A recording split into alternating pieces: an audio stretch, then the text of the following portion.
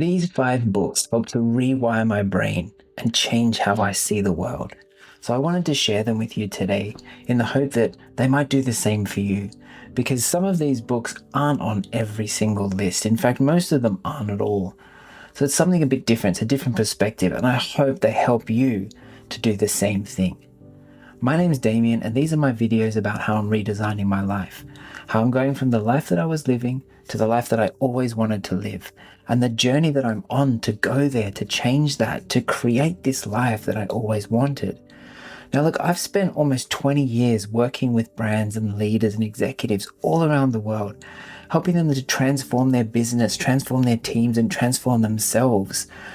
And the systems I developed doing that, I realized could be put to great use in helping people like you to redesign your life, to transform your life.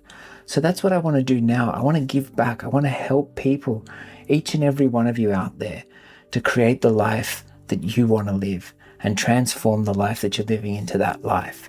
So I hope you're enjoying these videos as I share my journey and I share the things that I'm learning. And if you are, give me a like and a subscribe and leave a comment below. Tell me about your journey. I love hearing from these people that I meet every single day who are going along this journey with me, because sometimes it can feel lonely. But doing it together, sharing these stories, we each take another step forward on this amazing journey to create the life that we want. But right now, let's have a look at these 5 books and get into book number 1. And I want to share with you why these books help to rewire my brain. The first book is Soul for Happy by Mo Gawdat. Now, this is a really interesting book. And if you're not familiar with the author and his backstory, he used to work at Google X, which is Google's laboratory for really amazing and exciting experiments. And this whole concept came about because he was curious if you could create happiness, if you could use and solve happiness like you solve an equation. And he created an equation for happiness, and he shares his life story. And he's been through some really hard times in his life. His son passed away, and the attitude that he has and the way that he reflects on it is really inspiring. The way that he's used his adversity, he's used his knowledge, his skill, his passion, his smart brain. He's an incredibly intelligent man. How he's reframed how he's seen the world and changed what he's doing to help other people is incredible, and it's very inspiring. But for me, it's taught me that happiness isn't an outcome.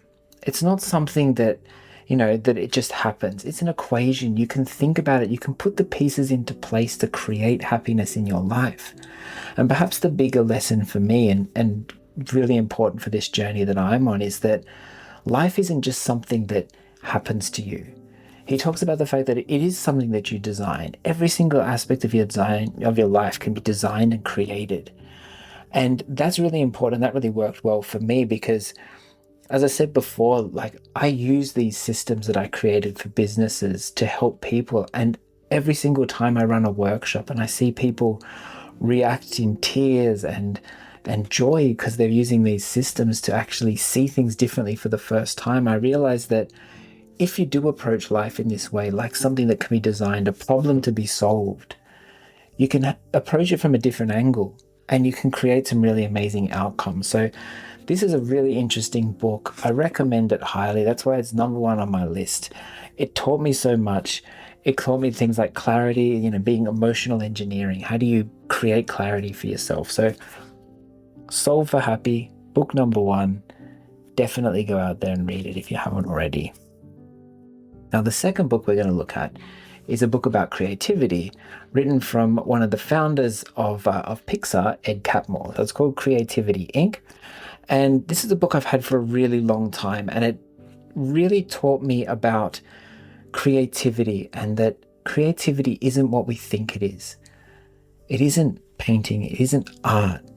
It's systems, it's processes, it's managing uncertainty well, being comfortable with being uncomfortable. And it's really interesting for me, especially coming out of the corporate sphere, to see how he uses creativity and a lot of the exercises that they built into the early days of Pixar that created that company that we all know and love. And those ideas and those stories and those films that came out of it that were super creative, that were super different, and still to this day inspire new generations of people.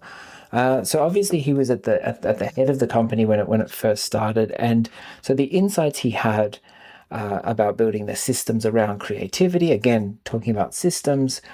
Obviously you can see that I'm very system driven, and if you read more of my work and if you see more of my other videos and you hear me talking about like the experience compass and the compass within an experience arc and these systems that I've developed, I believe in this because they help us to make sense, to bring things into a sort of order so we can process them and move forward. They're not giving us the answers necessarily, but they're giving us frameworks within which we can create new tomorrows for ourselves. And that's one of the great things about this. It's an empowering book, it's an inspiring book.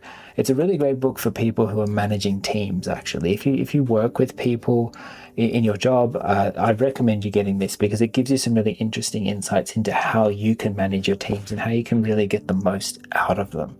So that's Creativity Inc., book number 2, Ed Catmull. I really recommend this one. It's a great book. Alchemy, Rory Sutherland. This is a relatively new book. It's younger than a lot of the other books. And it's all about logic and how the world doesn't run on logic. All of the amazing, magical alchemy sort of ideas happen when you put logic aside. Logic can help you make the right decision, but it can also help you make a safe decision, and it can also force you down a path. And I know I've spoken about the difference between maps and paths and directions, and how having that direction instead of a path, instead of that logical path, can free you up to create so many amazing things. And so Rory shares a lot of stories from his career in Adland, he's an advertising exec, to illustrate the fact that when you throw logic out, you throw the rules out the window, you often create amazing work. And that's a brave thing to do. It's a brave thing to do in the corporate world when you're talking about advertising campaigns with billions of dollars at potential stake. But this book really puts it into perspective. It's really interesting in the way that it's written. It's very short chapters, short sort of recollections of his career, his perspective on things, and it's really easy to pick up and just jump into. But it reminds you time and time again that if you change the context, you change the entire story. You can create magic, basically. You can create magic when you move away from logic. And that's one of the things that I really like to teach in this whole process of redesigning your life. If you move away from the tried and tested, those paths that everyone else is working on, that's when you create the magic. That's when you create the life that you really want to live. So that definitely was inspired by this book here, Alchemy. I certainly recommend you check this one out too. The next book we're going to talk about is The Art of the Encounter by the Korean artist Yu Fan. Now, obviously, if you've seen my other videos, you know how important the art of Yu Fan is in my life, how much I connect to it. It is the work that sort of really changed my life and set me off on this new passage. So if you haven't seen that video, I'll leave the link below. Definitely check it out. This is a series of essays written over many years, and some of them are quite old, that we're going back into the 70s and 80s for some of these essays. Translated, obviously, into English. There's various versions of this book. There's some with some introductions by various curators, which is quite interesting to read as well. But the thing is that these are so insightful. There's so many quotable quotes in this, so many perspectives. I just love the way that Yu Fan is so considered, so reflective. The way that he sees the world is truly amazing. His ability to see connections and make connections that I could never see always leaves me inspired and wanting to know more, wanting to see more of the world. So these are short essays. Some of them are just a page long. Others are just slightly longer. So it's a very easy book to come into. It's very broken up into all different topics. And, he's writing on these different ideas over time. So it's a very esoteric book. It's not necessarily an easy read as some of the others may be. You kind of want to sit there in your stillness, in your quietness, and really reflect on it. Read one, put it down, think about it, reflect it. It's one of those kind of books. It's definitely not a narrative book like the last couple of ones are, but it's definitely high on my list. It's a book I give as a gift quite often, and I definitely would have it at the top of your list if you haven't got it already, and spend the time with it. This is a book that demands time, and you will be richly, richly rewarded if you spend the time with this book. I promise you that. It's definitely required reading if you're redesigning your life. So The Art of the Encounter by Irfan, get that one. And now we move on to the fifth and final book. Now, this is a very interesting book, and I'm sure that you won't see this book on many other lists of books that have changed people's lives. And it's for a very good reason, because I don't think many people who see this book would make the jump to how it can help you redesign your life. And the book is 13 Steps to Mentalism by the magician Corinda.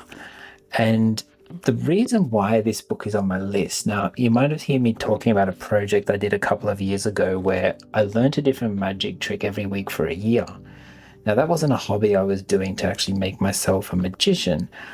It was actually a hobby I was doing to see how the magic worked, particularly how it worked in people, how people saw it, how people interacted with it, their presence, the way that a magician could make people think differently. Because remember, at the end of the day, a magician doesn't make a coin disappear. A magician makes you think a coin's disappeared. So I was interested as part of that whole experiment to look into some of the literature around it. And this book was, I believe, from about the 60s. And it shows a number of methods in terms of how to do some of the stage mentalism tricks of the period. And it was through reading this that I really got a deep understanding into how we as people work, how we see the world, and how we need to be more present, and how easily we can be distracted, how easily we can be made to look away, to look in the wrong direction, to divert from the journey that we're on. Reading the sort of the methodology behind some of the tricks and the illusions in this really gave me a perspective into how to guide people and how easily and susceptible people are to be moved off the path. And that's why one of the things I talk about a lot when I'm saying to redesign your life is to stop living the life other people want you to live. Because when you're giving over control to other people, it's really easy to find yourself becoming lost. Because you look at like that relationship between a magician and the audience, and how easily they can manipulate you without you even realizing it. And that was the eye-opening part about this book. So I read it from that perspective, and in that sense, it gave me a really great insight into how we work. And it was core to a lot of the strategies and the logic that I used to create the systems and the research I did to create those systems that I now deploy in a lot of my work.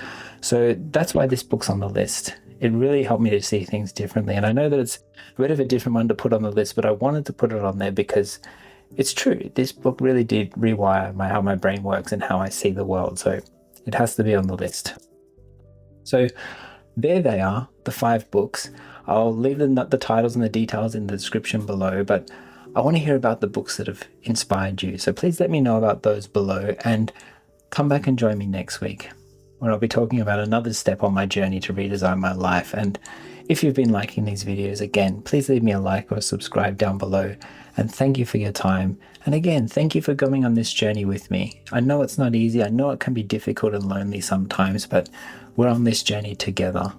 Thank you again.